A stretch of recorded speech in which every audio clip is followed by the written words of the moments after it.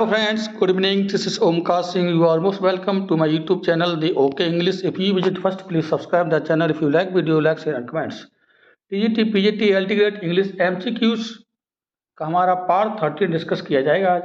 इससे पहले हमने 12 पार्ट अपलोड कर दिए हैं। यदि आपने वॉच नहीं किए तो प्लीज़ वॉच कर लीजिए। आइए देखते हैं इसका पहला question. Name the poetic form which deals with the natural world, rural life and landscapes.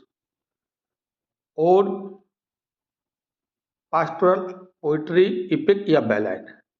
देखिए, जो नेचुरल वर्ल्ड के लिए, रूरल लाइफ के लिए और लैंडस्केप्स के लिए डिस्कस करती है, इसमें शो किया जाता है, उसे क्या कहा जाता है, कौन सी फॉर्म होती है, कौन सी पोएटिक फॉर्म कहलाती है। तो फ्रेंड्स, ये पास्टोरल पोइट्री कहलाती है। क्या कहलाती है? Pastoral poetry. Pastoral poetry refers to a literary work dealing with shepherds and rustic life. shepherds के लिए संबोधित करती है, rustic life, ग्रामीण जीवन, इन सब चीज़ों के लिए कहा जाता है। अब देखिए, एक आध एग्जाम्पल इसका बता दें तो लिसिडास, जो मिल्टन साम की लिसिडास है, वो क्या है? पास्टोरल एलेजी है। ठीक, और भी हैं इसके बहुत ढेर सारे example. Next one, question number 2 है हमारा। Which of the following is mismatched with reference to word antonym sequence. कुछ वर्ड दिए, इनके एंटोनिम्स दिए हुए हैं, तो इसमें से कोई मिसमैच है, उसको आपको फाइंड आउट करना। लिथी का सपल, इम्प्रेजनेबल का वल्नरेबल, इम्पर्टिनेंस का पोलाइटनेस, डिफंक्ट का एक्टिव। 3 सही हैं, एक को आपको फाइंड आउट करना है। फटाफट आंसर करिए। तो फ्रेंड्स, 3 हमारे सही हैं, एक गलत है। लिथे का सपल ये नहीं होता है। लिथे का जो होता है मीनिंग थिन और फ्लेक्सिबल होता है। लिथे का जो मीनिंग है थिन एंड फ्लेक्सिबल होगा। तो इसमें ए ऑप्शन हमारा गलत है। Which of the following sentences is grammatically correct. Grammar की दृष्टि से कौन सा करेक्ट है? करेक्ट पूछा है। Despite of the bad weather we enjoyed ourselves. He is our friend and like was our leader. He was desperate when he lost all her money. She is cheerful in spite his illness. अब आपको इसमें सही छांटना है friends. तो उसका जो correct grammar की दृष्टि से सेंटेंस मिलेगा आपको, ऑप्शन बी है, he is our friend and like was our leader. इसमें आपका सही हो जाएगा। ठीक है,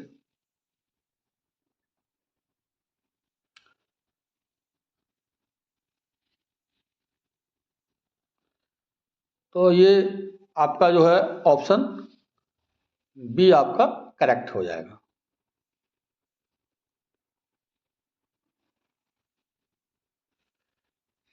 despite of the bad weather we enjoyed ourselves.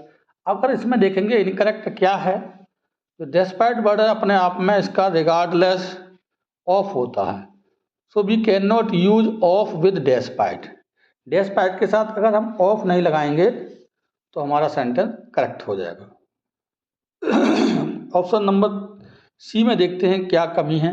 He was desperate when he lost all her money. Option number C है, तो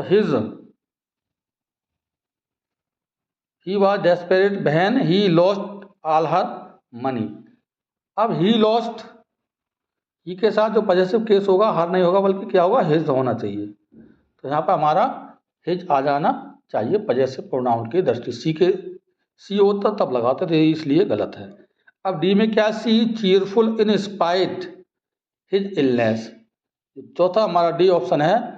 अब इसमें स्पाइट के साथ ऑफ आता है, इन स्पाइट ऑफ, यहाँ ऑफ नहीं दिया है। इस तरह से हमारा डी, सी और ए ऑप्शन हमारा गलत है ग्रामर की दृष्टि से, और बी ऑप्शन थोरोली करेक्ट है। तो हमारा बी ऑप्शन आंसर हो जाएगा। Who among the following originated the sonnet form? Sonnet form को किसने ओरिजिनेट किया था? विलियम शेक्सपियर ने, एडमंड स्पेंसर, पेट्रार्क या विलियम वर्ड्सवर्थ? फटाफट आंसर करना है। तो इसको जो ओरिजिनेट करने वाले थे पेट्रार्क।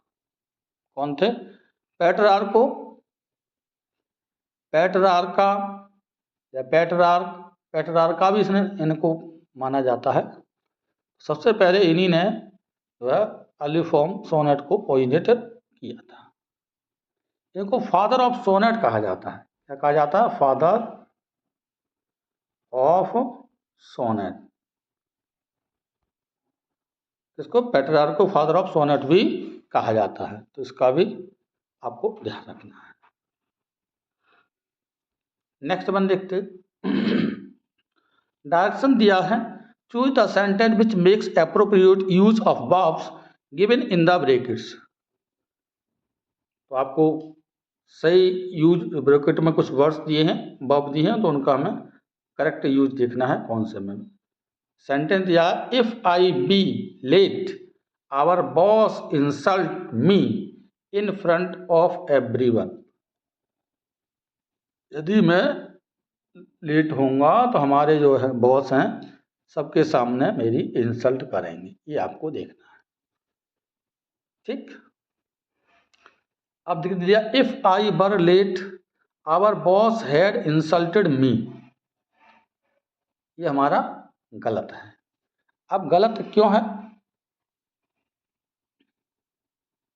अगर यहाँ होता वुड हैव, क्योंकि एक तो काल्पनिक है, तो काल्पनिक जो होता है यहाँ पर होता वुड हैव, वुड हैव, तो हमारा सेंटेंस करेक्ट हो जाता है। क्योंकि काल्पनिक जब क्लॉज दी जाती है इफ वाली, तो हमें वुड हैव का प्रयोग करना होता है, पास्ट की काल्पनिक। ये हमारा गलत हो गया। ठीक। अगला, if I was late our boss would insult me. अब जो हमारा इसमें अगर देखेंगे तो जो दिख रहा है इसमें सेंटेंस वुड हैव, तो यहाँ पर वुड हैव आना चाहिए, यहाँ भी गलत है। और यहाँ पर बर नहीं दिया है, यहाँ बर होना चाहिए था, तब हमारा सेंटेंस करेक्ट हो जाता। और यहाँ हैव भी नहीं दिया, इंसल्टेड, या वुड के साथ वुड हैव लगता है। ठीक।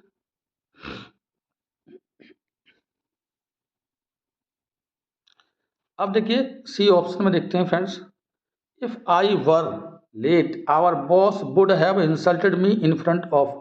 ये आपका करेक्ट है, तो 100% यही माना जाएगा। ये बिल्कुल बर दिया है, देखिए वुड हैव, और ये भी फॉर्मेट बी थर्ड का यूज किया गया है। इफ आई एम तो आता ही ना, ये भी गलत है। तो इस तरह से आप आराम से फाइंड आउट कर सकते हैं। ऑप्शन हमारा सी यहाँ पर करेक्ट हो जाएगा। Who coined the term stream of consciousness.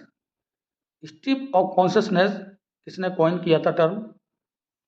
William James ने, जेम्स जोशी, हेनरी जेम्स या James Stuart Mill? Right answer इसका फ्रेंड्स होगा ए, विलियम जेम्स ने स्ट्रीम ऑफ कॉन्शियसनेस इस टर्म को यूज किया था।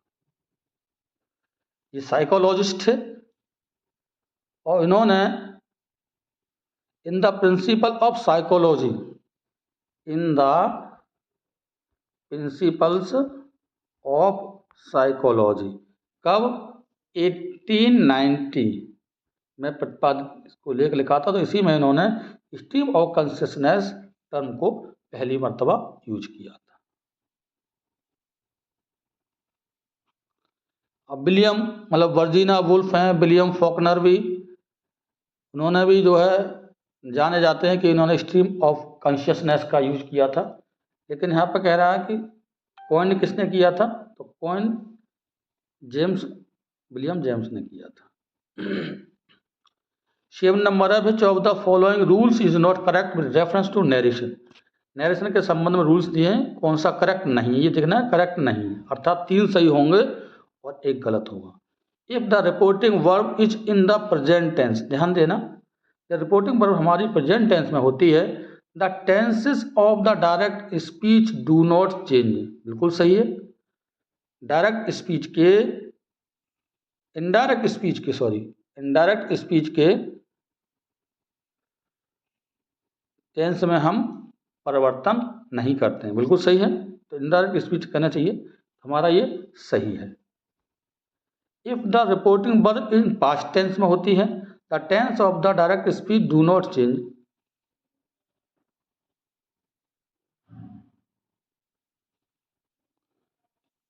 अब देखिए, अगर पास्ट टेंस में होती है तो मतलब स्पीच का कौन है, चेंज होना चाहिए, शुड बी चेंज्ड। जब हमारी रिपोर्टिंग वर्ब पास्ट टेंस में होती है तो रिपोर्टेड स्पीच का अर्थात इनडायरेक्ट बनाते समय हम क्या करना है, उसको चेंज करना पड़ता है। इजे मार का बाज बार, हैज हैव का हैड बना देते हैं इस तरह से, तो हमारा यही ऑप्शन करेक्ट होगा, क्योंकि इनकरेक्ट मांगा है। अब देखिए अगला वाला है, the pronouns of the direct speech are changed where necessary. ये भी सही है कि प्रोनाउंस जहाँ आवश्यकता होती है इनडायरेक्ट बनाते समय हम चेंज करते हैं। Words expressing nearness in time और प्लेस चेंज अकॉर्डिंगली, टाइम और प्लेस के अनुसार वर्ड्स को भी नियरनेस जो प्रकट करते हैं उनको डिस्टेंस में चेंज कर देते हैं, तो ये भी हमारा सही है। इस तरह से अगर गलत रूल है तो हमारा कौन सा है, बी ऑप्शन गलत है, तो यही हमारा आंसर। इनकरेक्ट पूछा, ये ध्यान रखना है, देखिए इनकरेक्ट पूछा, नॉट करेक्ट। 3 करेक्ट है, 1 नहीं है, तो हमारा ऑप्शन इसमें बी वाला इनकरेक्ट है। कह रहा है कि पास्ट टेंस में जब रिपोर्टिंग वर्ब होती है तो चेंज नहीं करते बल्कि चेंज करते हैं। 8 नंबर है, which of the following has elements of magical realism. तो आपको देखना है कि मैजिकल रियलिज्म किसमें पाया जाता है। The garden of working pets, the catcher in the rye, war and peace, the Jane Eyre. तो राइट आंसर इसमें है फ्रेंड्स आपका ए ऑप्शन करेक्ट हो जाएगा, the garden of working pets, the garden of working pets. George Lewis was author थे, poet थे Argentina के, जिन्होंने द गार्डन ऑफ वर्किंग लिखा था। किसने लिखा था इसे, George, JORGE, George, LUIS, Luce, boughs, BORGES, इन्होंने इस लेख को लिखा था। कब लिखा था, 1941 में लिखा था। सॉरी, तो ऑप्शन ए हो जाएगा। Who was accompanying Wordsworth when he wrote the poem composed upon Westminster. जब कंपोज्ड अपॉन वेस्टमिनिस्टर पोएम लिखी थी तो उनके साथ में कौन था, his wife, his sister, his mother, his brother. तो आपको पता है कि उनके साथ में उनकी बहन ज़्यादा रहती थी, डोरोथी, तो हिज सिस्टर जो है उनके साथ में थी। अब उन्होंने ये लिखा कब था, तो 1802 में से लिखा था, 3 सितंबर, 3 सितंबर 1802 को इन्होंने इसको लिखा था। और ये पोएम पहली बार कब पब्लिश हुई थी, 1807 में ये पब्लिश हुई थी, और 1802 में से लिखा था। कौन सा, कंपोज अपॉन वेस्टमिनिस्टर ब्रिज। तो ये इनकी बहन थी साथ में, ये देखना है। Which of the following is a novel by Ian McEwan, किसने लिखा है, तो उनका कौन सा है, Atonement, the man with 2 left feet, killing floor, the Rachel papers. Answer आपको फटाफट करना है। एटोनमेंट ये लैन मैकइवेन ने लिखा था। ये ब्रिटिश, तो एटोनमेंट क्या है, ये ब्रिटिश नॉवेल है। क्या है ये, ब्रिटिश नॉवेल है, ब्रिटिश नॉवेल है। किन्होंने लिखा था, लैन लिखा था, और ये 2001 में 2001 में इसे पब्लिश किया गया था। ठीक, किसके द्वारा? Ian McEwan. Name John Galsworthy's first novel published in 1898। 1898 में पब्लिश कौन सा हुआ था? From the four winds, Jocelyn, the island Pharisees या जस्टिस। फटाफट आंसर आपको करना है। 1898 में जोसिलिन फर्स्ट नॉवेल था इनका, पब्लिश हुआ था 1898 में। और उस समय किस नाम से पब्लिश हुआ था? इनका जो है स्वेडोनिम था जॉन सिंजॉन। जॉन लिख देते हैं, इसको भी पूछ लिया जाता है। ये था जॉन, इनका जो मतलब छद्म नेम था John सिंजॉन, SINJOHN। John सिंजॉन, John Galsworthy नहीं था, इन्होंने अपना उपनाम दिया था जॉन सिंजॉन, छद्म नाम भी कह सकते हैं इसे।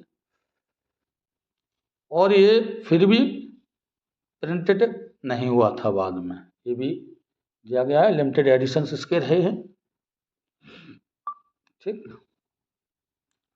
अगला हम क्वेश्चन देखते हैं 12 number. William Shakespeare's work Venus and Adonis is a. Venus और एडोनिस क्या है इनका? एपिक है, एंड ट्रेजेडी नैरेटिव पोएम है, सोनेट है। तो ये क्या है फ्रेंड्स? पीछे भी शायद क्वेश्चन रिपीट हुआ है। नैरेटिव पोएम है ये। क्या है?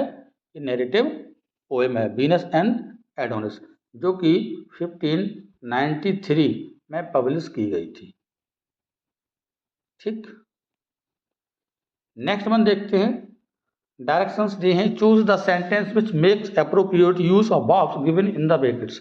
देखिए ग्रामर पर विशेष फोकस करना है फ्रेंड्स, और टीजीटी में मोस्टली ज़्यादा पूछी जाती है, पीजीटी में भी पूछी जाती है, 2-4 क्वेश्चन उसमें कम होते हैं, टीजीटी में ज़्यादा होते हैं ग्रामर से। तो इस पर जनरल का विशेष ध्यान रखें, इसलिए बार बार क्वेश्चन हम दे रहे हैं। I has been live in Pune for 20 years. तो करेक्ट वर्ब का यूज कहाँ है देखेंगे हम फटाफट। आई हैव बीन लिव्स, देखिए लिव्स नहीं आता है, ये आपका ही, ये तो SES कहाँ होगा? ठीक है, आई के साथ हैव तो आगे तो सही है, लेकिन यहाँ पर लिव ये गलत है। दूसरे में आई हैज नहीं आएगा, ये गलत है। नेक्स्ट वाले में भी हैज दिया, ये गलत है। इसका मतलब लास्ट ऑप्शन बचा आपका I have been living, have been आ गया और लिविंग आ गया, in Pune for 20 years. Present perfect के सेंस में आप बना सकते हैं। ठीक, तो ऑप्शन हमारा सी करेक्ट हो। When was the fugitive by John Galsworthy published. Fugitive कब पब्लिश किया गया था? 1909, 1914, 1912, 1913। राइट आंसर है आपका डी, 1913 में इसे पब्लिश किया गया था। तो ये क्या है? एक 4 एक्ट का प्ले है, 4 एक्ट का प्ले है, जो कि 1913 में पब्लिश किया गया था। Which of these plays by Shakespeare uses a statue to reveal the most dramatic secret. तो आपको देखना है, उस मतलब प्ले का नाम बताना है जिसमें ड्रामेटिक सीक्रेट्स व्यक्त किए गए हैं। The winter's tale, Romeo Juliet, Timon of Athens, a midsummer night's dream. फटाफट आंसर आपको करना है चारों ऑप्शन में से। The winter's tale correct answer है, इसी में जो है स्टैच्यू दिया है, यूज किया गया है, रिवील मोस्ट ड्रामेटिक जो सीक्रेट्स इसी में दिए गए हैं। विंटर्स टेल जो है फर्स्ट फोलियो में 1623 में इसका पब्लिश किया गया था। Michael Henchard began his life as a. Michael Henchard ने अपना लाइफ, अपना जीवन किस तरह से शुरू किया, मतलब किया था? ड्राइवर के रूप में, कारपेंटर के रूप में, वीवर के रूप में, या हेड ट्रेजर के रूप में? फटाफट आंसर आपको इसका करना है। तो ऑप्शंस का फ्रेंड्स डी सही हो जाएगा हमारा। माइकल हेंचर्ड ने अपना जीवन हेड ट्रेजर के रूप में शुरुआत की थी। देखिए मेयर ऑफ कास्टर ब्रिज, जो कि 1886 में थॉमस हार्डी के द्वारा लेखन कार्य हुआ था इसका। और उन्होंने इसमें जो एक करेक्टर है माइकल हेंचर्ड, उसने अपना जीवन जो है लाइफ ए हेयर ड्रेसर के रूप में स्टार्ट किया था। ऑप्शन डी करेक्ट हो जाएगा। 17 नंबर है, Charles Dickens is a novelist of the Elizabethan age, Jacobean age, Augustan age, Victorian age. फटाफट आंसर आपको मार्क करना है, किस एज से संबंधित थे चार्ल्स डिकेंस। राइट आंसर आपने खोज लिया होगा, ये क्या थे, विक्टोरियन एज के थे। क्या थे, ऑप्शन डी हो जाएगा हमारा विक्टोरियन एज। Victorian as. उनके कई नॉवेल्स थे, पिकविक पेपर था, Oliver Twist, Nicholas Nickleby, old curiosity, David Copperfield, black house, hard times, little Dorrit, a tale of two cities, great expectations, Edwin Dorrit. इस तरह के कई नॉवेल्स उन्होंने लिखे थे। तो विक्टोरियन एरा या विक्टोरियन एज के ये नॉवलिस्ट माने जाते हैं। Charles Dickens father was agent, driver, clerk या बिजनेसमैन। चार्ल्स डिकेंस के फादर कौन थे, तो इसमें सी ऑप्शन करेक्ट होगा, क्लर्क थे। क्या थे, क्लर्क। चार्ल्स डिकेंस के फादर का नाम था जॉन डिकिंस। क्या नाम था, जॉन डिकिंस, DICKENS। अब ये क्या थे, नेवी में ऑफिस में ये क्लर्क थे। ठीक। 19 नंबर है, द डायनेस्ट इज थॉमस हार्डीज। डायनेस्ट क्या है थॉमस हार्डी का, बस ड्रामा है, नॉवेल है, ऑटोबायोग्राफी है, लेख है। फटाफट आपको आंसर इसका देना है। आपने आंसर फाइंड आउट कर लिया होगा फ्रेंड्स। ये क्या है, वस ड्रामा है, ये ऑप्शन करेक्ट हो जाएगा, वस ड्रामा। डायनेस्ट, द डायनेस्ट भी कह सकते हैं इसे। और जो थॉमस हार्डी का वर्क है 3 पार्ट में ये पब्लिश हुआ था, 1903, 1906 और 1908। 3 बार में ये 3 पार्ट में पब्लिश हुआ था। और एक साथ में एक वॉल्यूम में ये फिर 1910 में एक बार में 1 वॉल्यूम में फिर पब्लिश हुआ था। ठीक। तो ऑप्शन यहाँ पे हमारा हो जाएगा।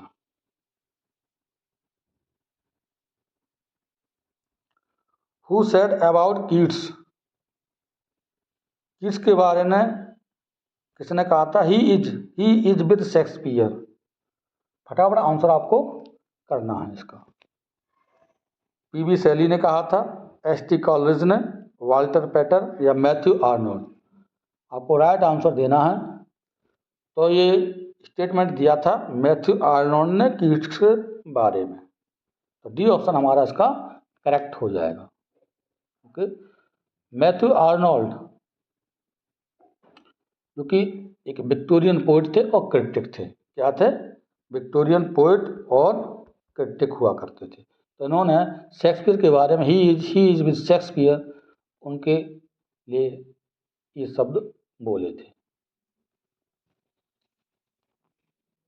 वीडियो कैसा लगा, निश्चित रूप से आप संतुष्ट होंगे। Thanks for watching this video. Take care.